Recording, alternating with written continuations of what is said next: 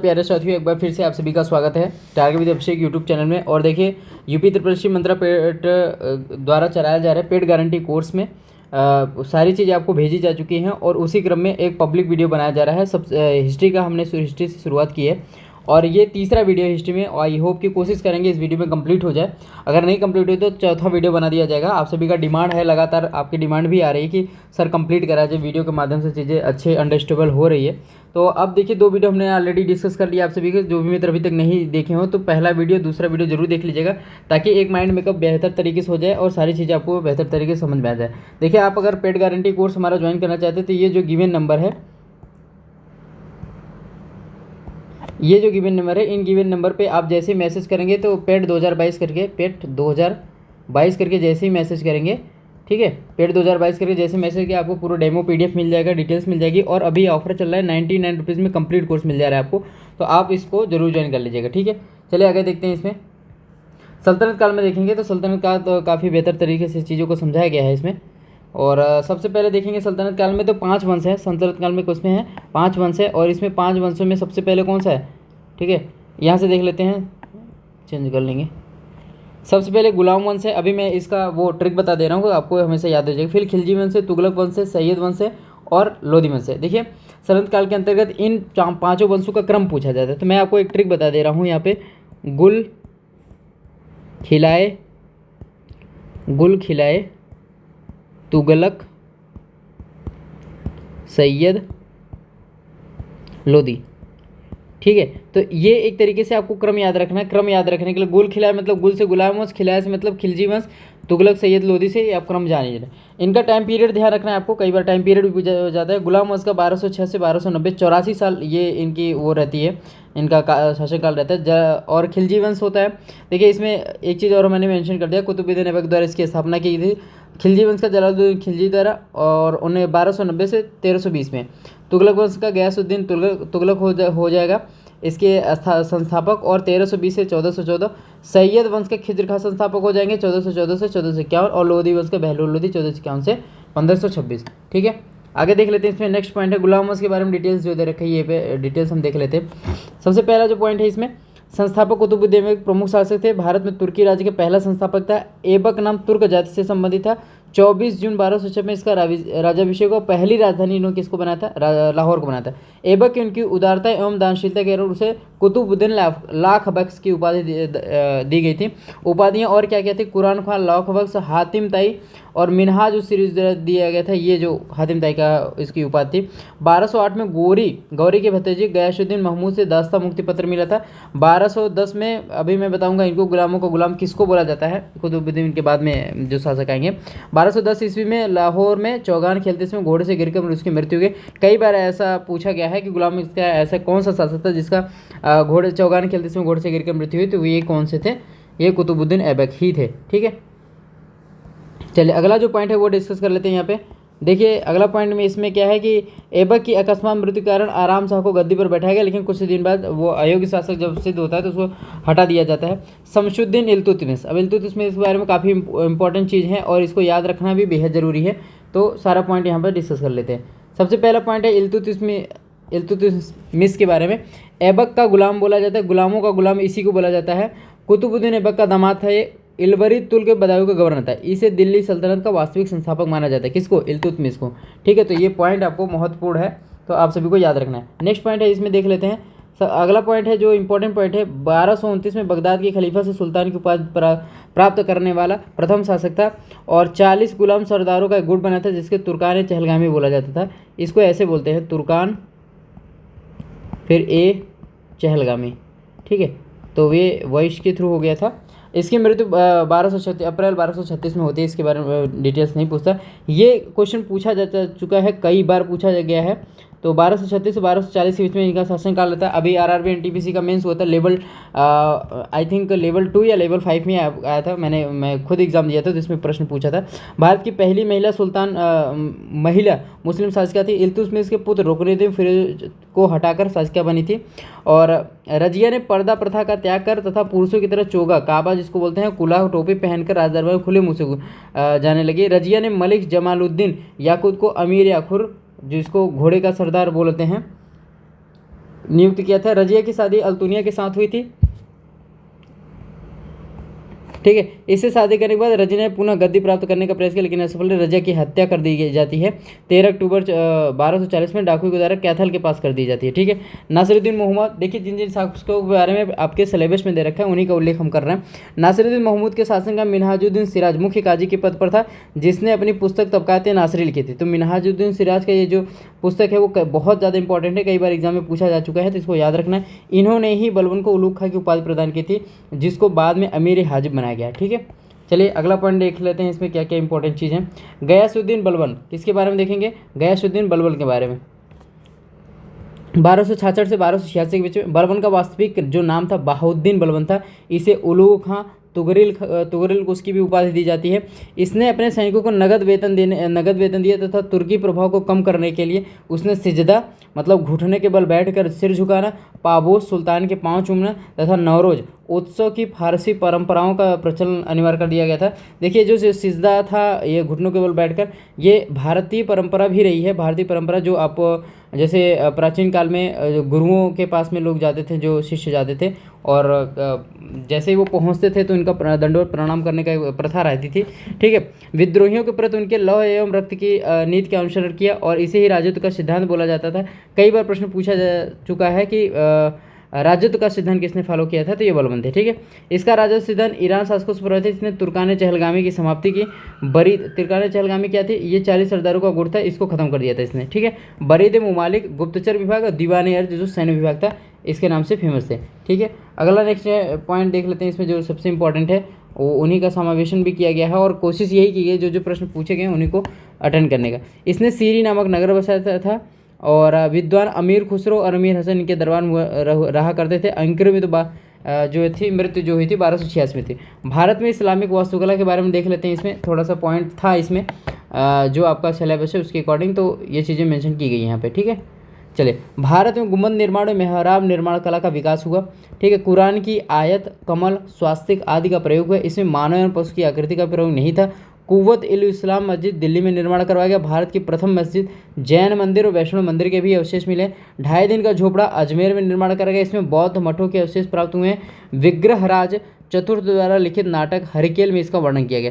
कुतुब मीनार में जो दिल्ली में है, इसका नाम कुतुबुद्दीन ऐबक। लाल तथा पीले बलुआ पत्थर संगमरमर का प्रयोग हुआ है इसके बनाने में, निर्माण करने में। और करंट से रिलेटेड और जीएस अपडेट से रिलेटेड एक प्रश्न है कि 1993 में यूनेस्को द्वारा विश्व विरासत स्थल का दर्जा दिया गया था। लाल कोट के अवशेषों पर यह निर्मित किया गया है, ठीक है। अगला पॉइंट इसमें डिस्कस कर लेते हैं, देख ले। इसमें लास्ट नेक्स्ट पॉइंट है इसमें 1369 इसमें बिजली के कारण क्षतिग्रस्त होने पर इसका जीर्णोद्धार फिर से तुगलक ने कराया। इसमें 5वीं मंजिल जोड़ी है तथा अन्य मंजिलों का निर्माण इल्तुतमिश ने कराया। आगे हम एक प्रश्न दे रखे हैं, उसमें आपको मतलब मेंशन मिलेगा किन शासकों का योगदान, निम्नलिखित में से किस शासक का योगदान कुतुब मीनार बनाने में नहीं है, योगदान नहीं है, ठीक है। तो ऐसे भी क्वेश्चन कई बार पूछे गए हैं और उन्हीं का समावेशन किया गया।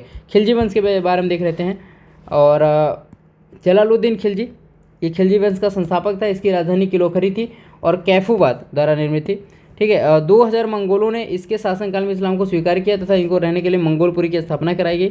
दीवाने वकूफ़ जो कि न्याय विभाग बोला जाता था, क्योंकि कई बार शब्दों से खेल करता है आयोग, कोई भी आयोग हो तो ये चीज़ें मेंशन करके पूछ लेता है कि ये कौन कौन से, और ख़ास करके वही आयोग के बारे में, वही प्रश्नों के बारे में पूछता है, शब्दों के बारे में जो काफ़ी ज़्यादा चर्चित रहे। 1296 में इनके भतीजे दामाद अलाउद्दीन खिलजी ने कड़ा मानीपुर प्रयागराज में इसकी हत्या कर दी थी। और अलाउद्दीन खिलजी अगला शासक बनता है 1296 से 1316 ईस्वी में, और काफ़ी फेमस था। और जो पॉइंट है मेंशन इंपॉर्टेंट है, हमने इस पर मेंशन कर दिए। 12 अक्टूबर 1296 में ये दिल्ली का सुल्तान बना। इसका राज्याभिषेक बलबन द्वारा बनाया गया लाल महल में। अलाउद्दीन खिलजी के बचपन का नाम अली तथा गुरशास्प था। इसने सिकंदर सानी अर्थात द्वितीय सिकंदर की उपाधि धारण की थी। अलाउद्दीन खिलजी ने सेना को नगद वेतन देने तथा अस्थायी सेना की नींव रखी थी। घोड़ा दागने तथा सैनिकों की हुलिया लिखने की प्रथा की शुरुआत भी अलाउद्दीन के द्वारा ही की गई थी। चलिए, इसने भूमि की पैमाइश पर लगान वसूली का कार्य किया था और भूमि की पैमाइश के लिए विस्पा नामक इकाई बनाई थी। और इसने भू राजस्व बढ़ाकर उपज का 50% कर दिया था। तो ये काफ़ी ज़्यादा एक्स्ट्रा हो गया था। आगे जब आप फिरोज शाह तुगलक वगैरह पढ़ेंगे तो इसमें मेंशन किया जाता है कि हाँ उन्होंने कम कराया था इसको। इसने लूटे हुए धन को खम्स कहा था, और ये कई बार पूछा गया था कि ये जो खुम्स है वो क्या था, तो लूटा हुआ धन है। ठीक है, इसमें सुल्तान का हिस्सा 25% बढ़ा के 75% कर दिया था। अलाउद्दीन के 4 प्रमुख सेनापति थे, जफर खां, नूर चंद खां, उलूग खां, मलिक काफूर। मलिक काफूर किसके वो था, प्रमुख सेनापति था, तो ये था अलाउद्दीन खिलजी का। अलाउद्दीन खिलजी ने मलिक काफूर को गुजरात में 1000 दिनार में खरीदा गया था, इसलिए मलिक काफूर को 1000 दिनारी क्या बोलते हैं, 1000 दिनारी,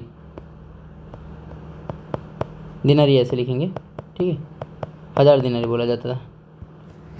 चलिए अगला पॉइंट है, इसमें देख लेते हैं विद्रोह क्या क्या हुआ था विद्रोह में और युद्ध वगैरह के बारे में। जो देखिए, अकत खां का विद्रोह, उमर खां मंगू का विद्रोह, हाजी अली का विद्रोह, ये तीनों अनइम्पॉर्टेंट है, नहीं पूछा जाएगा, लेकिन एक एग्जाम में पूछा था, रिपीट किया गया था, तो इसलिए मैंने इसको मेंशन कर दिया है।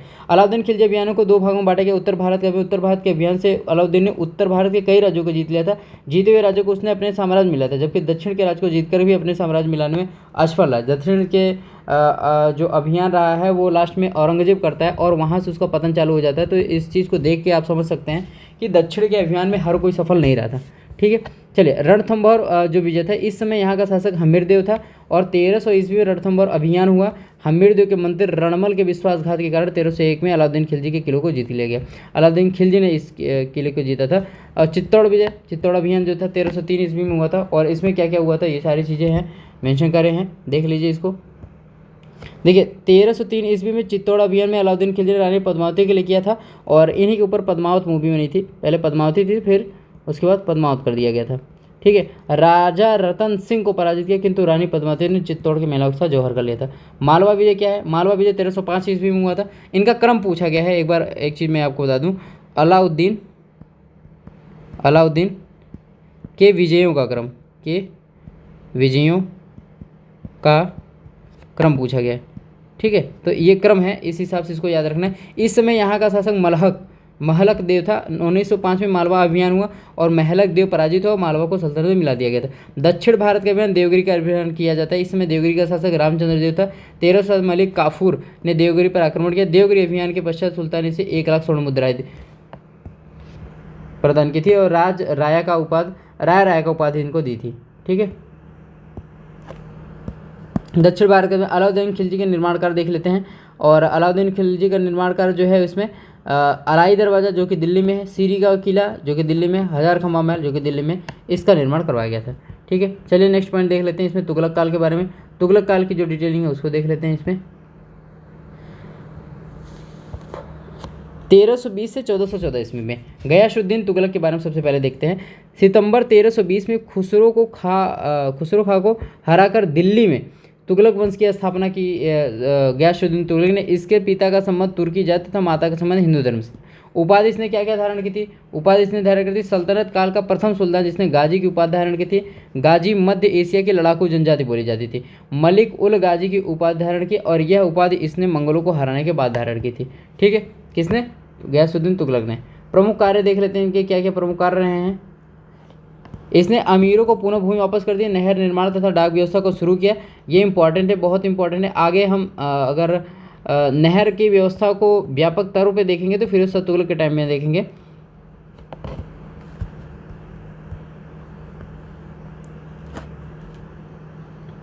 ठीक है, तो अगला पॉइंट है इसमें जो है उसको मेंशन कर देते हैं। तुगलकाबाद नगर जो दिल्ली के पास में 56 कोट दुर्ग रोमन शैली की स्थापना करवाई थी। इसमें अनावश्यक धन की वापसी लेना शुरू कर दिया, तो ये पॉइंट हटाइए यहाँ से। 1325 में जूना खां के द्वारा बनाए गए लकड़ी के महल टूटने से हुई इनकी मृत्यु हो जाती है। बाद में इसका मकबरा दिल्ली में बनाया गया। अगला शासक जो है वो मोहम्मद बिन तुगलक हैं। तो मोहम्मद बिन तुगलक के बारे में फिलहाल तो आप सभी जानते होंगे बेहतर तरीके से, लेकिन कुछ पॉइंट है जो यहाँ पे मेंशन करना आवश्यक है, तो इसको मेंशन कर दे रहे हैं।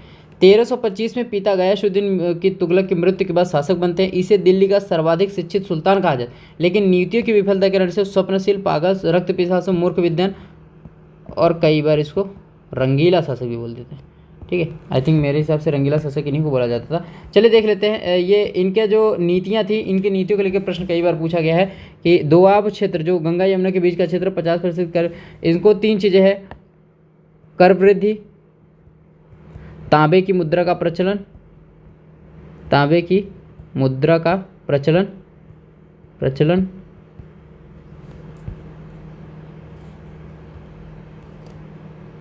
तांबे की मुद्रा का प्रचलन और राजधानी परिवर्तन, राजधानी परिवर्तन, इतनी योजनाएं इन्होंने लागू की थी। यहाँ से देख सकते हैं सारा पॉइंट है। दिल्ली से दौलताबाद इन्होंने बताया, लेकिन 14 वर्ष बाद पुनः दिल्ली, ये राजधानी दिल्ली बनाते हैं, तो इस समय दिल्ली एकदम खत्म हो चुकी होती है।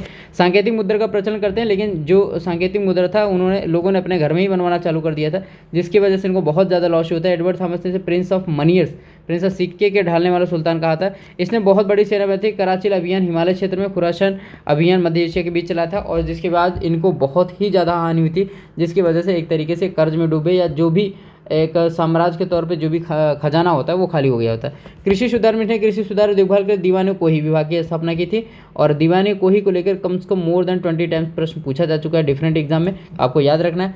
ये कृषि सुधार से संबंधित है, जैसे फसल चक्र प्रणाली, अकाल संहिता, तकाबी ऋण। जैसे तकाबी ऋण क्या होता है, ये किसानों को दिया जाता है, किसानों को दिया जाता है, ठीक है। तो ये योजना को ये शुरू करते हैं। तो कुछ योजना इनकी ठीक ठाक थी, बाकी मोस्ट ऑफ द योजना जिनकी थी महत्वपूर्ण योजना वो फेल होती है। इन्हीं के शासनकाल में सर्वाधिक आंतरिक विद्रोह होते हैं। 1336 में हरिहर और बुक्का नामक दो भाइयों ने विजयनगर साम्राज्य की स्थापना की थी। 1347 में हसन गंगू ने बहमनी राज्य की स्थापना की थी। 1333 में इसी के शासनकाल अफ्रीकी यात्री इब्न बतूता आया था। किसके शासनकाल में? MBT, क्या बोलते हैं हम लोग? MBT, मोहम्मद बिन तुगलक के शासनकाल में अफ्रीकी यात्री इब्न बतूता भारत आते हैं। मोहम्मद बिन तुगलक ने इब्न बतूता को काजी की उपाधि दी थी। 1351 में थट्टा सिंध के पास इसकी मृत्यु हो जाती। किसकी? MBT की, मोहम्मद बिन तुगलक की। चलिए फिरोज बिन तुगलक नहीं, फिरोज शाह तुगलक हुआ था, कुछ स्लाइटली टाइपिंग मिस्टेक हुई है। चलिए देखते हैं फिरोज तुगलक के बारे में। यह मोहम्मद बिन तुगलक का चचेरा भाई था। इनका 2 बार राज्याभिषेक हुआ था, पहला थट्टा सिंध में, दूसरा दिल्ली में। इसने शरीयत के अनुसार शासन चलाने का निर्णय किया। फिरोज शाह तुगलक अपने प्रशासनिक लोक कल्याण कार्य के लिए काफ़ी प्रसिद्ध। कुछ इतिहासकार इसे सल्तनत का अकबर कहा था।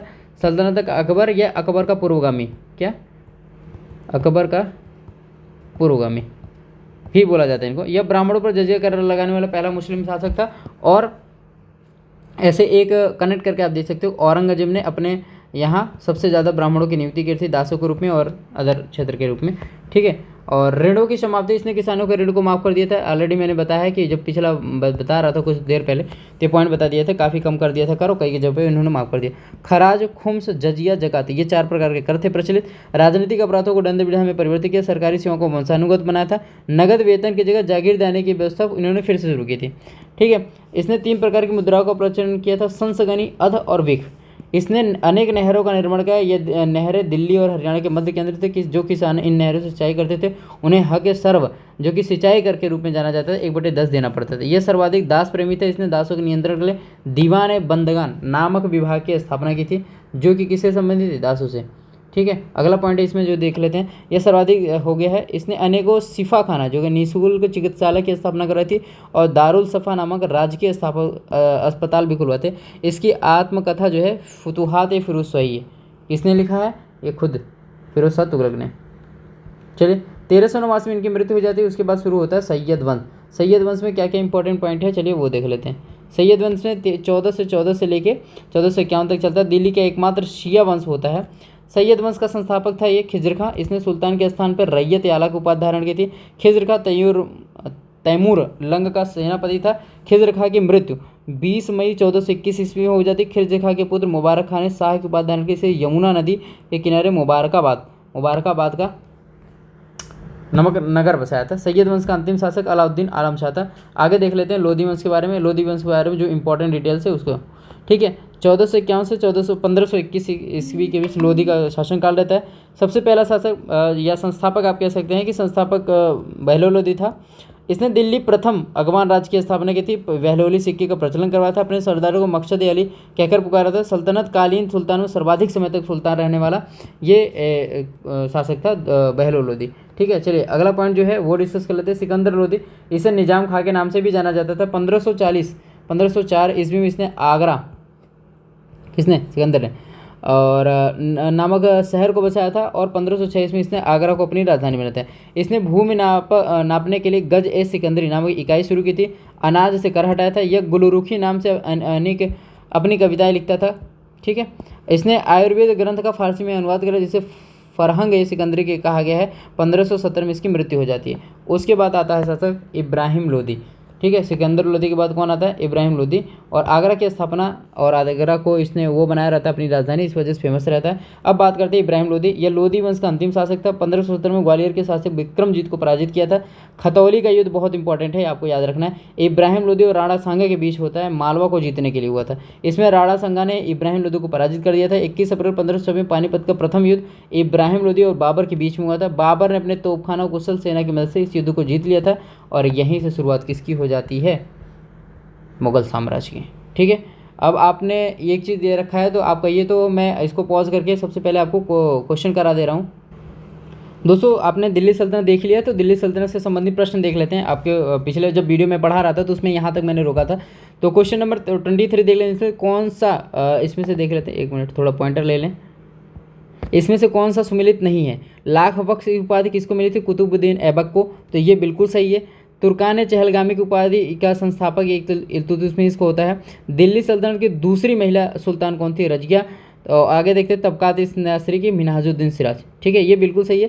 देखिए, रजिया जो सुल्तान होती है दिल्ली सल्तनत की पहली महिला होती है, ना कि दूसरी। ठीक है, तो ये कथन गलत है। निम्नलिखित में किस सुल्तान ने सिजदा, पाबूस तथा नवरोज उत्सव का फारसी परंपराओं में अनिवार्य कर दिया था? तो ये 24 का जो आंसर हो जाएगा वो हो जाएगा बलबन ने। निम्नलिखित में से क्या गयासुद्दीन बलबन से संबंधित नहीं था? तुगरेल कुश की उपाधि, रक्तम लोहत की नींद, दीवाने अर्ज की स्थापना, मिनहाजुद्दीन सिराज। तो 25 का जो आंसर हो जाएगा वो डी, मिनहाजुद्दीन सिराज इसके शासनकाल से संबंधित नहीं था। निम्नलिखित में से किस शासक को अली गुरसस्प तथा सिकंदर द्वितीय की उपाधि दी गई थी? अलाउद्दीन खिलजी, जलालुद्दीन फिरोज खिलजी, शमसुद्दीन, इनमें से कोई नहीं। तो 26 का जो आंसर हो जाएगा वो हो जाएगा अलाउद्दीन खिलजी। दक्षिण भारत की विजय का श्रेय किसे दिया जाता है? जैसे हजार दिनारी, तो हजार दिनारी किसको बोलते हैं? मलिक काफूर को। गाजी की उपाधि दक्षिण का विजय करते हैं तभी इनको 1000 रुपये, मतलब कई सारे स्वर्ण मुद्राएं दी जाती हैं, और अलाउद्दीन के द्वारा ये 1000 रुपये में 1000 स्वर्ण मुद्राओं में खरीदे जाते हैं, या जो भी उस टाइम दिनार में खरीदे जाते हैं। गाजी की उपाधि धारण करने वाला दिल्ली सल्तनत का जो पहला सुल्तान था वो कौन था? तो ये हो जाएगा गयासुद्दीन तुगलक। ठीक है, चलिए अगला क्वेश्चन देख लेते हैं। इसमें क्या क्या है? दिल्ली सल्तनत में जकात का संबंध क्या है? तो दिल्ली सल्तनत में जकात जो है वो क्या है? धार्मिक कर से, धार्मिक यात्रा से, लूटा हुआ धन से, वेतन प्रणाली से। तो जो जकात का संबंध है वो क्या है? धार्मिक कर से। किस शासक की प्रसिद्ध बाजार नियंत्रण प्रणाली थी जिसका अधिकारी दीवाने रियासत? तो ये था अलाउद्दीन। बहुत ही फेमस है, कई बार क्वेश्चन मोर देन 50 टाइम्स ये क्वेश्चन डिफरेंट एग्जाम में पूछा गया है। और एक इंपॉर्टेंट चीज़ बता दूँ आप सभी को, जो भी एसएससी सीजीएल की प्रिपरेशन कराते हैं तो मैंने अपना टेलीग्राम ग्रुप में सारी चीज़ें मेंशन कर दी हैं। पैटर्न बदल गया है, PATTERN, पैटर्न बदल गया। मैंने स्पेलिंग क्यों बोली आप समझ पा रहे होंगे, क्योंकि अब इंग्लिश को भी बहुत ज़्यादा महत्ता दे दी गई है, और जीएस और रीजनिंग के पैटर्न को भी काफ़ी इंक्रीज किया गया है। तो इसमें पीटी होता था, अब वो सिर्फ पासिंग मार्क्स आपको रिप्रेजेंट करना पड़ेगा। पूरी डिटेल हमने अपने टेलीग्राम चैनल जो है वो यूपी SSC मंत्रा ऑफिशियल के नाम से है, डिस्क्रिप्शन बॉक्स में लिंक मिल जाएगा, वहाँ से आपको ज्वाइन कर लेंगे तो सारी चीज़ मिल जाएगी। चलिए अगला पॉइंट देख लेते हैं। इसमें मोहम्मद बिन तुगलक के शासनकाल से संबंधित नीति नहीं है। दोआब में कर वृद्धि हुई थी, राजधानी परिवर्तन हुआ था, सांकेतिक मुद्रा का प्रचलन हुआ था, ये तीनों फेल हो गए थे। तो राजत्व सिद्धांत इससे नहीं है, बलबन से। ठीक है, चलिए अगला जो क्वेश्चन है वो डिस्कस कर लेते हैं। जौनपुर शहर की स्थापना किसने की थी और किसकी याद में की थी? देखिए, एक चीज़ मैं इंपॉर्टेंट आपको बता दे रहा हूँ। क्या इंपॉर्टेंट है? कुछ पॉइंट थ्योरी पढ़ाते हुए, थ्योरी में मेंशन करते हुए छूट गए, उस चीज़ों का समावेशन हमने अपने क्वेश्चन के माध्यम से की है। तो आप बेफिक्र रहिए, सारा चीज़ों का समावेशन हमने कर दिया है। 32 का आंसर हो जाएगा फिरोज शाह तुगलक के द्वारा। जौनपुर शहर की स्थापना जौना खां की याद में किसने की थी? तो ये फिरोज शाह तुगलक हो जाएंगे। नेक्स्ट है जो क्वेश्चन, दिल्ली सल्तनत के वंश का सही क्रम। तो मैंने आपको पहले ही बता दिया था, इसमें क्या करना है? गुल, खिलाए, तुगलक, फिर क्या हो जाएगा? सैयद, फिर हो जाएगा लोदी। तो इस हिसाब देख लीजिए। सबसे पहले क्या हो जाएगा? गुलाम वंश, फिर हो जाता है खिलजी वंश, फिर हो जाता है तुगलक, फिर हो जाता है सैयद, फिर हो जाता है लोदी। गुल, खिलाए, तुगलक, सैयद, लोदी नहीं दे रखा है तो लोदी को हटा देना। तो पहला आंसर सही। नहर सुल्तान की स्थापना जो उपाधि दी गई थी फिरोज शाह तुगलक को, सही सुमेलित नहीं है। सही सुमेलित कौन सा नहीं है भैया? 35 का आंसर देखिए, लोदी वंश का संस्थापक बहलोल लोदी, बिल्कुल सही है। एक मिनट, ठीक है, बहलोल लोदी बिल्कुल सही है। आगरा शहर की नींव सिकंदर लोदी, बिल्कुल सही है। लूट का धन खम्स, ठीक है। दीवाने बंदगन दान विभाग, ये दास विभाग था। क्या था? दास विभाग, ये हो जाएगा गलत। ठीक है, आई होप कि ये चीज़ें आपको समझ में आए होंगे। अब मैं अगला टॉपिक डिस्कस करता हूँ। दोस्तों, हमारा अगला टॉपिक है मुगल साम्राज्य एवं मराठा। मुगल साम्राज्य में जिनका जिनका दे रखा है इंपॉर्टेंट है, उन्हीं के बारे में हम डिस्कस करेंगे। चलिए इस स्टार्ट करते हैं। मुगल साम्राज्य का जो शासनकाल रहा है कंप्लीट 1526 से 1857 के बीच में। 1857 हम इसलिए मेंशन करते हैं कि लास्ट जो इनका वो था शासक रहे थे वो वहाँ तक चले थे, और बाकी इंपॉर्टेंट तो सबसे ज़्यादा आप वहाँ जहाँ बहादुर शाह तक ही जानते होंगे। मुगलों का संबंध जो दो महान शासकीय वंशों थे, जो थे वो चगताई तुर्क तथा सुन्नी मुसलमान थे। चगताई तुर्क थे और क्या थे, सुन्नी मुसलमान थे। चलिए अगला पॉइंट देख लेते हैं इसमें। मुगलों ने भारत में पद पातशाही या बादशाह पद्धति लागू हुई थी। सबसे पहला जो शासक था बाबर था, और बाबर के बारे में यहाँ से डिस्कस करते हैं।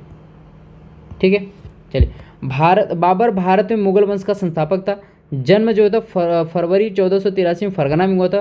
पिता उमर शेख तैमूर वंश से संबंधित है, और माता कुतलुक खान चंगेज वंश से संबंधित है। और देखिए पीडीएफ बनाते समय थोड़ा बहुत एक एक वर्ड का इधर उधर मिसमैच हुआ है, तो वो चीज़ मैं आपको बता दे रहा हूँ। उपाधि इसमें 4 प्रमुख उपाध्याय किसने, बाबर ने। गाजी की खानवा युद्ध के पश्चात, मिर्जा की, बादशाह की, कलंदर और खाकान, ये पानीपत युद्ध के पश्चात हुआ था। ठीक है, आत्मकथा क्या थी जिसको स्वयं बाबर ने लिखा था, तो बाबरनामा था, तुजू के बाबरी बोला जाता है तुर्की भाषा में। बाबर के समकालीन भारतीय कृष्ण शासक कौन थे, तो विजयनगर साम्राज्य के संस्था जो शासक थे कृष्णदेव राय। दिल्ली में जो थे, दिल्ली में कौन कौन थे इनके संतकालीन में, तो दिल्ली में इब्राहिम लोदी थे, मालवा में महमूद शाह द्वितीय थे, मेवाड़ में राणा सांगा थे, बंगाल में नुसरत शाह। इससे संबंधित प्रश्न लगभग बारी बारी से लगभग 20 टाइम्स, मोर देन 25 टाइम्स पूछा जा चुका है। इस वजह से इसका समावेशन किया है। बाबर ने भारत पर 5 बार आक्रमण किए थे, और कौन कौन से आक्रमण थे, क्या क्या थे, सब कुछ हमने यहाँ पे मेंशन कर दिया है। ठीक है, ताकि ये चीज़ें आपको आसानी से समझ में आ जाए। चलिए इसमें देखते हैं। भेरा का युद्ध हुआ था 1519 में यूसुफजाई जातियों के विरुद्ध, और पहली बार तोप का प्रयोग किया गया था, इसमें किया गया था। ठीक है, तो ये आपको ध्यान रखना है। पानीपत का प्रथम युद्ध हुआ था 21 अप्रैल 1526, इब्राहिम लोदी के बीच में पहली बार तुगलका पद्धति का प्रयोग किया था। तोपची उस्ताद अली मुस्तफ़ा थे। ठीक है, और जीत का श्रेय अपने घुड़सवार तीरंदाजों को दिए। खानवा का युद्ध 17 मार्च 1527 में। अभी एक मैं ट्रिक बता दूंगा इसको याद करने का, और ये काफ़ी रिनाउंड ट्रिक है, फेमस ट्रिक है, तो आप सभी को याद भी होगा। मेवाड़ के राजा राणा सांगा के साथ होती है। युद्ध जीतने के लिए जिहाद का नारा इन्होंने दिया था, किसने, बाबर ने, और गाजी की उपाधि यहीं से धारण की थी। चंदेरी का युद्ध हुआ था मेदिनी राय के बीच में, स्त्रियों ने जौहर कर लिया था, तब शेरशाह बाबर की ओर 1528 में हुआ था। ठीक है, अगला पॉइंट है इसमें घाघरा का युद्ध। घाघरा का युद्ध किस बाबर के बीच में हुआ था, और अफगान शासक जो था महमूद लोदी के बीच में जल एवं थल से लड़ा गया था। बंगाल के शासक नुसरत शाह से संधि हुई थी, और 1529 में थी। एक इंपॉर्टेंट चीज़ मैं बता दे रहा हूँ, इनका क्रम पूछा जाता है, तो ये इसको बोलते हैं पानी पिया खाना खाया। पानी पिया खाना खाया, चल दिया, घर गया, और लास्ट में मर गया। ठीक है, तो ये ट्रिक है। पानी पिया से पानीपत, उसके बाद हो जाता है एक मिनट यहाँ से दिखा देते हैं आपको। ठीक है, यहाँ से पानीपत 1526 में, खानवा 1527, चंदेरी 1528, घाघरा 1529। ठीक है, तो इसी के आधार पे हमने ट्रिक बनाया है। पीछे हो गया। ठीक है, तो ये क्रम ही है 1526 से, फिर 27, फिर 28, फिर 29 और 30 में डेथ। मृत्यु 26 सितंबर 1530 को बाबर की मृत्यु हो जाती है। कब्र जो इसकी है आगरा में, आरामबाग में है। वास्तविक जो कब्र है वो काबुल में है, उठा ले गए थे यहाँ से। ठीक है, उसके बाद आ जाते हैं हुमायूं के बारे में डिटेल देख लेते हैं। यहाँ पे फटाफट पॉइंट देख लेते हैं। 1530 से 1556 के बीच में, मतलब 26 साल। 29 ये ऐसा बादशाह होता है जिसको भारतीयों ने बहुत बार हराया था, अफगान शासकों ने हराया था। 29 दिसंबर 1530 मुगल साम्राज्य का बादशाह बना। इससे पहले बदख्शा का सूबेदार था। बाबर के 4 पुत्रों में हुमायूं सबसे बड़ा था। इसने दीन पनाह नामक नगर की स्थापना की थी। यहीं के लाइब्रेरी की सीढ़ियों से गिर के इनकी डेथ हो जाती है। ज्योतिषी में बहुत विश्वास रखते हैं, इसी वजह से 7 दिन अलग अलग टाइप के कपड़े पहनते थे। वो इंपॉर्टेंट बहुत ज़्यादा नहीं है। 1531 में कालिंजर युद्ध का प्रताप मध्य लड़ा गया था। 1532 में दौरा का युद्ध हुआ था महमूद लोदी के बीच, और 1532 में चुनार का प्रथम घेरा का शेरखां के मध्य लड़ा गया था। और जून 1539 में चौसा का युद्ध शेरशाह सूरी के मध्य लड़ा था, और शेरखां ने इसको हरा देता है, और ये भाग लेते हैं भैया साहब, फिर दोबारा लड़ते फिर हारते हैं। ठीक है, तो ये इंपॉर्टेंट है। चौसा का युद्ध कई बार पूछा गया है, तो आपको याद रखना है। जून 1539 में इसमें बाबर की हार हो जाती है।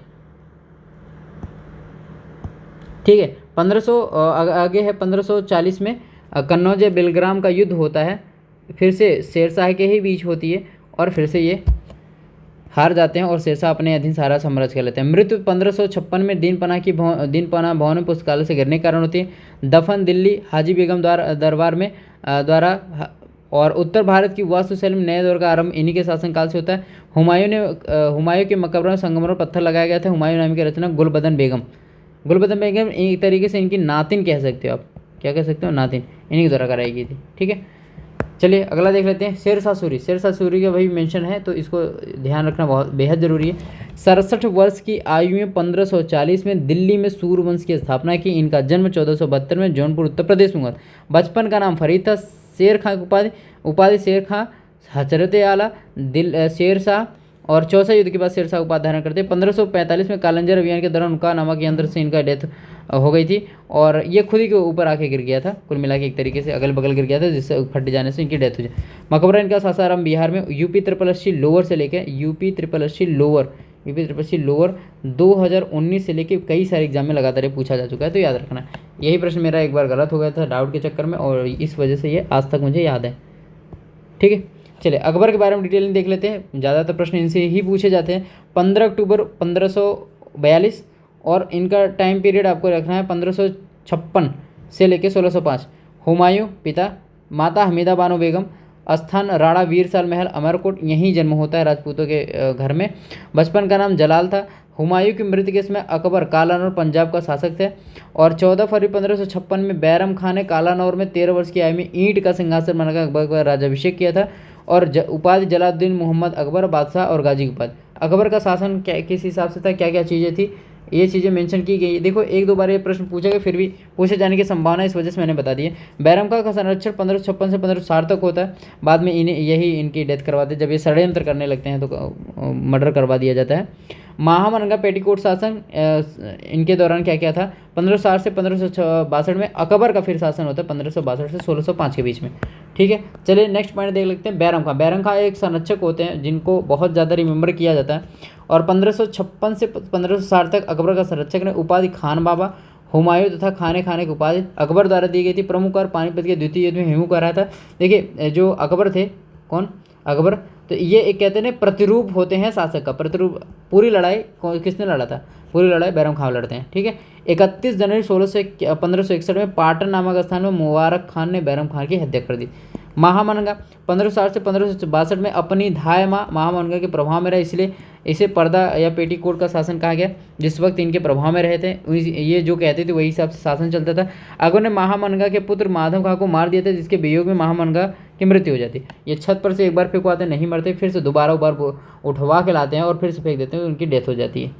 ठीक, अकबर का शासन, प्रमुख अभियान मालवा अभियान। मालवा शासक बाज बहादुर बनाम आजम खां के मध्य युद्ध होता है। आमेर जयपुर संधि, आमेर के शासन धारमल के अकबर की अधीनता स्वीकार कर लेती। पहले ही पुत्री हरखाबाई जिसको जोधाबाई के विवाह अकबर से हो जाता है और यही कछवाहा शासक ही पे सबसे पहले स्वीकार करते हैं। और मैंने पहले वाले वीडियो में बताया था कि वैवाहिक संबंधों से इसने अपना साम्राज्य का विस्तार बहुत किया था। मेवाड़ चित्तौड़ अभियान राणा उदय सिंह बनाम अकबर के मध्य हुआ था। 18 जून 1576 में मेवाड़ शासक महाराणा प्रताप तथा अकबर मानसिंह व आसफ खां के मध्य हल्दी घाटी का युद्ध हुआ। इसमें अकबर खुद नहीं गया था। और एक इंपॉर्टेंट चीज़, कई बार इतिहासकार देखो जो राजा या शासक रहा है वो अपने हिसाब से इतिहास का उल्लेख करवाता है, तो मेरे हिसाब से तो फिलहाल कई ऐसे इतिहासकार बताते हैं कि कुछ भी हो गया था तो राणा प्रताप ने अधीनता स्वीकार नहीं की थी, इस वजह से इन्हें हारा हुआ नहीं माना जाता। फिर भी आपको जो मेंशन किया गया है वो किया जाता है। धार्मिक नीतियाँ, उदारवादी धार्मिक नीति अपनाई थी। हुई युद्धबंदी पर दास बनाने की प्रथा रोक लगवा दी थी। 1564 में तीर्थ यात्रा एवं जजिया कर की समाप्ति क्रम के रूप में पीसीएस में पूछा जाएगा। क्रम के रूप में पीसीएस में पूछा जा चुका है। तीर्थ यात्रा का इनकी जितनी भी योजना थे उससे संबंधित क्रम पूछा गया अभी तक। 1575 में धार्मिक चर्चा हेतु इबादत खाने फतेहपुर सीकरी में स्थापना करती हैं और अकबर ने आचार्य हर विजय सूर्य को जगत गुरु की उपाधि दी थी। ये बहुत इंपॉर्टेंट है, किसने उपाधि दी थी। प्रमुख अधिकारी वकील मुतलक प्रधानमंत्री होते थे। आगे है जो पॉइंट इसमें, दीवान या वजीर राजस्व या राजा टोडरमल हुआ करते थे। एक मिनट, वित्त मंत्री कुल मिला के कह सकते हैं। मीर बख्शी सैन्य विभाग से संबंधित थे। मीर ए समा घरेलू विभाग, सरद ए सुदूर धार्मिक विभाग होता है। अकबर ने दहशारा नामक प्रणाली लागू जिसमें राजस्व 1/3 लिया जाता था। मनसबदारी प्रथा यह दशमलव प्रणाली पर आधारित है। सैन्य व भू राजस्व में अकबर ने 250 मनसबदारों की 250 मनसबदारों की नियुक्ति की थी। तो अगर आगे है आपका इसमें अकबर के नवरत्न में, तो नवरत्नों के बारे में कई सारी चीज़ें पूछी जाती हैं कि कौन कौन से नवरत्न थे या नहीं। तो इनका एक मैंने ट्रिक याद रखा है कि 2 ATM, 2 ATM का मतलब A और A, 2 ATM TMHBF,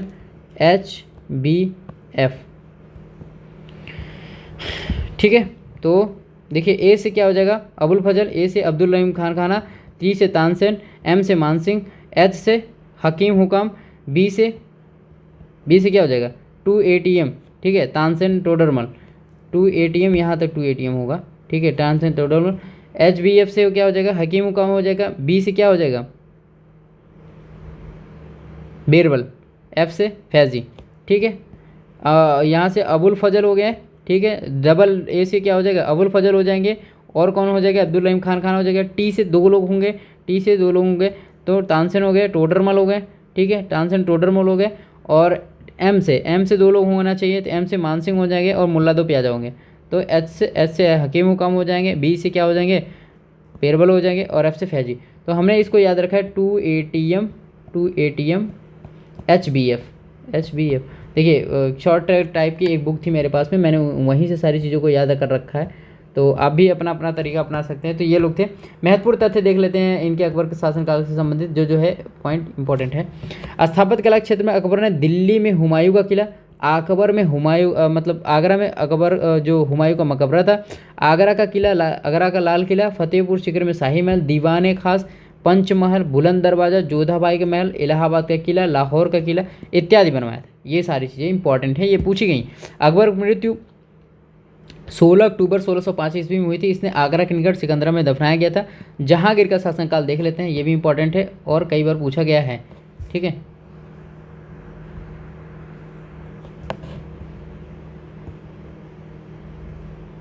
ठीक है, जहांगीर के बारे में देख लेते हैं।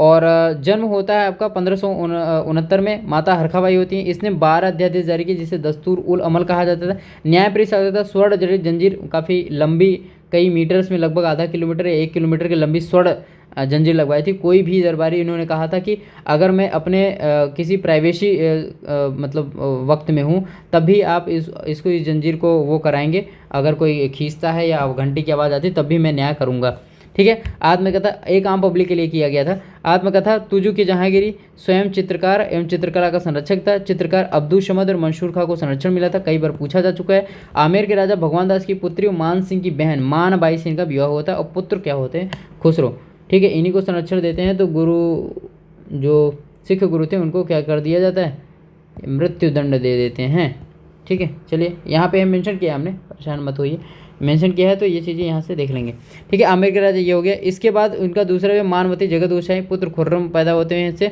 तीसरा विवाह नूरजहां मेहरुन्निसा से होता है, और ब्रिटिश व्यापारी को भारत में व्यापार करने की अनुमति प्रदान करते हैं। इसी के शासनकाल में, किसके, जहांगीर के शासनकाल में हॉकिंस 1606 में और टॉमस रो 1615 ईस्वी में आते हैं। विद्रोह कौन कौन से थे, विद्रोह के बारे में देख लेते हैं। खुसरो का विद्रोह होता है 1606 में, खुर्रम का विद्रोह होता है 1622 में, मृत्यु 1627 में लाहौर के निकट हो जाती है। और इनका मकबरा जो है, इनका मकबरा वो इम्पोर्टेंट है, वो याद करने लायक है, याद करना है। तो मकबरा लाहौर के निकट सदरा में है। आगे पॉइंट देख लेते हैं शाहजहाँ के बारे में। शासनकाल इनका 1628 से 1658 के बीच में रहा है, और 1592 ईस्वी में इनका जन्म होता है। माता जो होती मानमती जगत गोसाई जिनको बोलते हैं। पत्नी का नाम अर्जुमंद बानो बेगम, जिनको बाद में मुमताज़ महल की संज्ञा दी जाती है। और एक चीज़ ये है कि इन्होंने इतना बच्चे पैदा किए थे, इतने बच्चे पैदा किए थे, इनकी मृत्यु भी बच्चे पैदा करने के दौरान ही हो गई थी, प्रसव के दौरान। तो आशफ खां की पुत्री थी, इन्हें मुमताज़, मतलब ऐसा उल्लेख है इसमें, मुमताज़ की स्मृति ताजमहल बनाया था। 1622 में से खुसरो खां की हत्या कर दी थी, और आसफ खां को वजीर के पद पर नियुक्त किया गया था। इसी के समय अहमदनगर का अंतिम रूप से मुगल साम्राज्य में विलय हो जाता। बीजापुर एवं गोलकुंडा राज्यों पर भी निमंत्रण प्राप्त कर लेते हैं। इसने ताजमहल, मयूर सिंहासन, दिल्ली का लाल किला, ये सब सारी चीज़ें बनवाई थी। और इन सबसे इंपॉर्टेंट चीज़ क्या है इसमें, एक मिनट, ठीक है। तो इसने क्या है, ये हो गया पॉइंट। इसने दिल्ली के निकट शाहजहानाबाद की नगर की स्थापना भी की थी। शाहजहां ने अपने पुत्र दारा सिंह को अपना उत्तराधिकारी बना था। दारा सिंह को क्या अभी बीच में मतलब कुछ कब्र वगैरह खोदने की बात की गई थी, इस वजह से ये चर्चा में थे। तो प्रश्न भी कई बार जो आगामी परीक्षा थे वहाँ पूछा गया था। 1658 में शाहजहां को औरंगजेब ने शाहजहाँ को औरंगजेब आगरा किले में नज़रबंद कर दिया गया था। 1666 में उनकी मृत्यु हो जाती है और मृत्यु भी वहीं होती है। ठीक है, शाहजहाँ को ताजमहल मुमताज़ के बगल में दफना दिया जाता है। ठीक, चलिए अगला पॉइंट इसमें औरंगजेब के बारे में देख लेते हैं। कट्टर शासक, क्रूर शासक, पता नहीं क्या क्या उपाधियाँ दी जाती हैं। और चलिए 1658 से 1707 में इनका शासनकाल रहा था और यहीं से 1707 के बाद मतलब 1707 जब इसकी डेथ होती है तो मध्यकालीन इतिहास का अंत माना जाता है और मॉडर्न हिस्ट्री की शुरुआत मानी जाती है। फिलहाल अपने अपने विचार हैं, डिवाइड करके तरीके से पढ़ने का एक तरीका है, एक तरीके से कह सकते हैं इतिहासकारों द्वारा।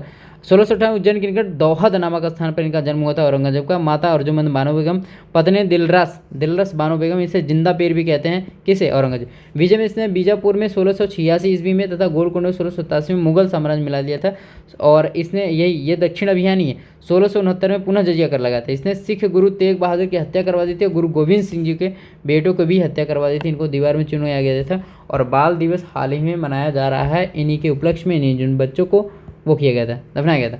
मेंशन करके बताइए किस डेट को मनाया जा रहा है। छत्रपति शिवाजी महाराज के साथ पुरंदर की संधि इसी के समय होती है। छत्रपति संभाजी महाराज की हत्या करवा देता है। दक्षिण में औरंगाबाद नगर का स्थापना करता है ये। वहीं पर इसने बीबी का मकबरा बनाए थे और इसी को डुप्लीकेट बोलते हैं, किसी की प्रति बोलते हैं किसका? ताजमहल का।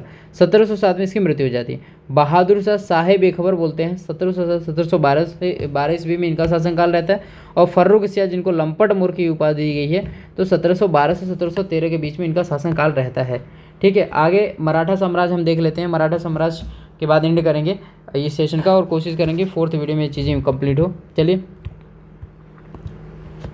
मराठा साम्राज्य के उदय उस क्षेत्र की भौगोलिक परिस्थितियाँ, औरंगजेब की हिंदू विरोधी नीतियाँ, हिंदू जागरण, भक्ति आंदोलन आदि का परिणाम माना जाता है। छत्रपति शिवाजी के बारे में डिस्कस करते हैं। 1627 में से लेके 1680 के बीच में इनका शासनकाल रहता है। ठीक है, मराठा साम्राज्य के संस्थापक बोले जाते हैं कौन? शिवाजी। ठीक है, जन्म 20 अप्रैल 1627 में सिवनेर के दुर्ग में। पिता का नाम शाहजी भोसले, माता का नाम जीजाबाई। शिक्षक एवं संरक्षक दादाजी कोंड थे। ठीक है, शिवाजी के पिता पूना जागीर के प्रशासक। धार्मिक संत गुरु रामदास। 10 बोध बोला जाता है। अभी ये हाल ही में प्रश्न पूछा गया था, पीसीएस में पूछा गया था, यूपी पीसीएस में पूछा गया था। ठीक है, तुकाराम का भी शिवाजी के जीवन में योगदान है। काशी के विद्वान ब्राह्मण गंगाभट्ट से रायगढ़ में राज्याभिषेक करा तथा छत्रपति की उपाधि धारण की थी यहीं से। ठीक है, विजय, इसमें विजय का उल्लेख है और तानाजी मूवी तो अभी हाल ही में आपने देखा भी होगा। ठीक है, तोरण का किला, रायगढ़ किला, सूपा किला। बीजापुर से संघर्ष होता है, अफजल खां की हत्या कर देता है। इनसे मिलने के लिए बुलाता है बिना किसी सैनिकों के आओ और अफजल खां कोशिश करते हैं इनकी डेथ कर देंगे। अफजल खां की हाइट अगर इतनी है तो शिवाजी की हाइट सिर्फ इतनी थी। ठीक है, और ये बघनक लेके जाते हैं और घोप के मार डालते हैं। सूरत पर आक्रमण 1664 ईस्वी में होता है। पुरंदर की संधि काफ़ी इंपॉर्टेंट है, 1665 में होता है। राजा जयसिंह और शिवाजी के बीच में होता है। 1680 में 53 वर्ष की अवस्था में इनकी मृत्यु हो जाती है। शिवाजी के उत्तराधिकारी को बात कर लेते हैं यहाँ पे पॉइंट जो है। संभाजी, शिवाजी के बड़े पुत्र संभाजी एवं छोटे पुत्र राजाराम के बीच उत्तराधिकार का युद्ध होता है जिसमें संभाजी विजयी रहते हैं। राजाराम उसके बाद होते हैं। शिवाजी द्वितीय एवं ताराबाई बरार 1707 में, बड़ौदा 1706 में, औरंगाबाद पर आक्रमण एवं जीत दर्ज करते हैं। साहू ताराबाई एवं साहू के बीच में गृह युद्ध होता है जिसे खेड़ा का युद्ध बोलते हैं और 1731 में होता है और वरना की संधि के द्वारा इसको समाप्त कर दिया जाता है। साहू के शासनकाल में ही पेशवाओं का युद्ध होता है। साहू ने बालाजी विश्वनाथ जो कि पहले पेशवा थे सेना करते का पद प्रदान करते हैं और यहीं से पेशवाई पद स्टार्ट हो जाता है।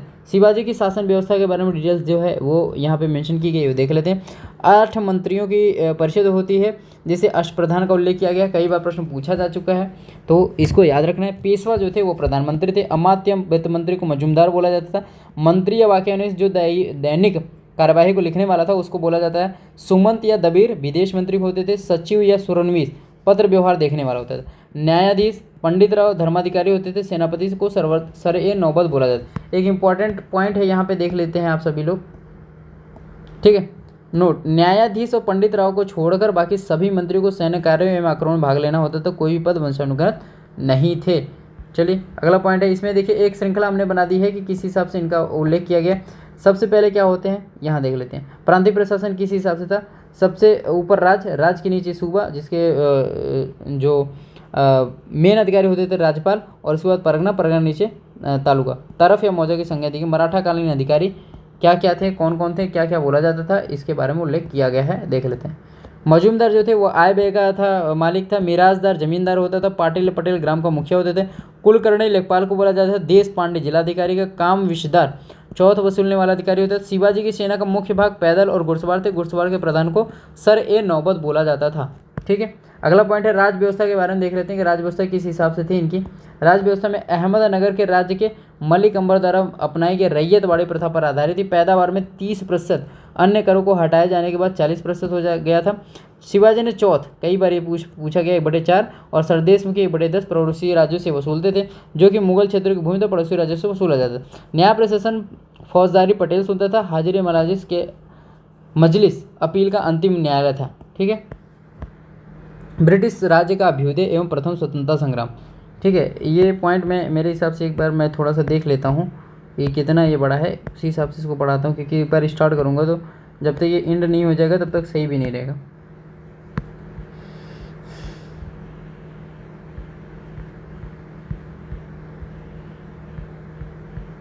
चलिए, कल का वीडियो जो मैं इसमें मेंशन करूँगा, कल का वीडियो अगर स्टार्ट करूँगा तो चौथे वीडियो में इसका कंप्लीशन हो जाएगा।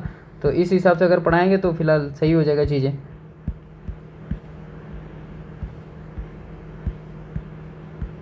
कुछ हमने उसमें पेपर्स एडिशन भी किए हैं ताकि वो चीज़ें जो ज़्यादा में आने वाली थी वो कम में ही आ गई हैं।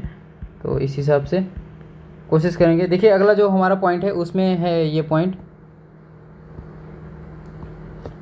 ब्रिटिश राज्य का अभ्युदय में प्रथम स्वतंत्रता संग्राम, ब्रिटिश राज्य का सामाजिक आर्थिक प्रभाव। देखिए, 51 मिनट तक का हर वीडियो बन रहा है, तो मैं कोशिश करूँगा ये भी वीडियो 51 मिनट तक देख लें। ठीक है, मुगल साम्राज्य के पतोन्मुख स्थिति एवं पानीपत के तृतीय युद्ध के पश्चात कमजोर हो चुके मराठा साम्राज्य ने ब्रिटिश शक्ति को बढ़ावा दिया। ब्रिटिश कंपनी ने धीरे धीरे पुर्तगाली, डच, डेन, फ्रांसीसी कंपनी को व्यापार से बाहर कर दिया। ठीक है, और ब्रिटिश कंपनी आती है और इनका क्रम भी पूछा गया था। सबसे पहले सबसे बाद आने वाले जो यूरोपीय व्यापार थे वो पुर्तगाली होते हैं। संक्षिप्त परिचय के रूप में चलिए डिस्कशन कर लेते हैं, स्टार्ट कर देते हैं। संक्षिप्त परिचय में वास्को डी गामा क्या था?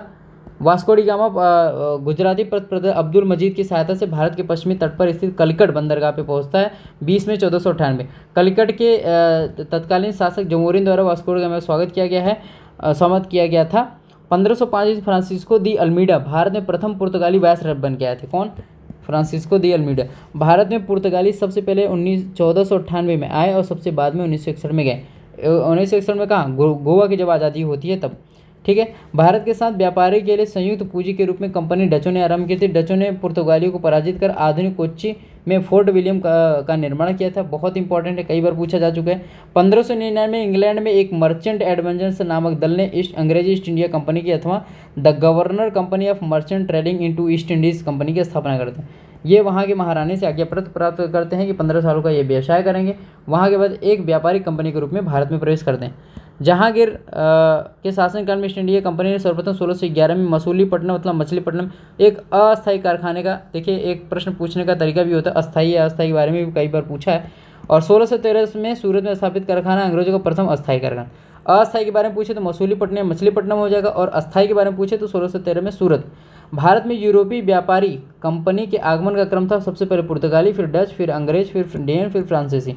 ठीक है, ये आपको याद रखना, कई बार प्रश्न में पूछा गया।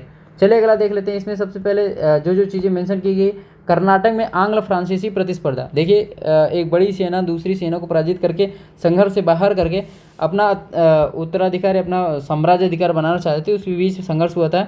अंग्रेजों फ्रांसीसी द्वारा अपने उत्तराधिकार को लेकर हुआ था युद्ध। 3 युद्ध हुए थे। कर्नाटक का प्रथम युद्ध 1746 ईस्वी में। 1740 में ऑस्ट्रिया के उत्तराधिकार का यूरोप में ब्रिटेन और फ्रांस में संघर्ष हुआ था।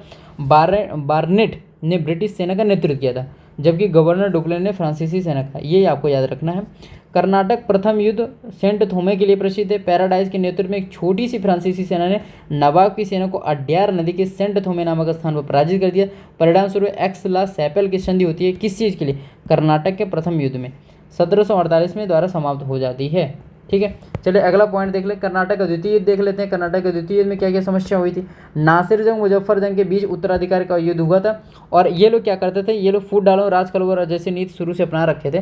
फ्रांसीसी गवर्नर डुप्ले द्वारा मुजफ्फर जंग का, जबकि अंग्रेजों द्वारा नासिर जंग अनवरुद्दीन का सहयोग होता है। और इसी बीच युद्ध होता है तो बेल्लोर के समीप अंबुर नामक स्थान पर फ्रेंच सेना द्वारा पराजय हो जाता है। कर्नाटक का तृतीय युद्ध क्या होता है? 1756 में फ्रांसीसी गवर्नर काउंट दी लाली बोलते हैं इनको, या काउंट ला ली। आगमन एवं बंगाल के नवाब सिराजुद्दौला को पराजित कर बंगाल पर अधिकार कर लेते, परंतु 1760 में वनडेवास का युद्ध होता है। सर आयुकुट द्वारा वनडेवास नामक स्थान पर फ्रांसीसी जो सेना होती है वो बुरी तरह पराजित होती है। 8 अप्रैल 1756 को अली वर्दी खान की मृत्यु के बाद उसका दामाद सिराजुद्दौला उत्तराधिकारी बनता है। ठीक है,